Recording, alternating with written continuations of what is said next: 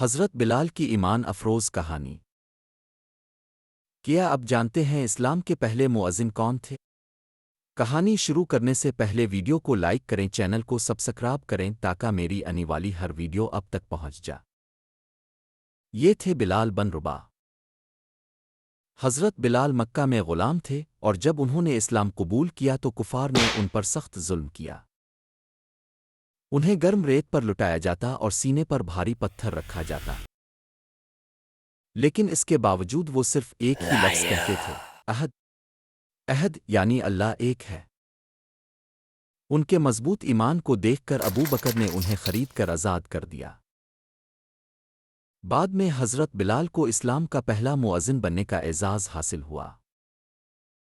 یہ کہانی ہمیں سکھاتی ہے کہ سچا ایمان ہر آزمائش پر غالب آ جاتا ہے۔ مزید ایسی دلچسپ کہانیاں جاننے کے لیے تاریخ وتھ احمد یوٹیوب چینل کو وزٹ کریں اور سبسکرائب کریں۔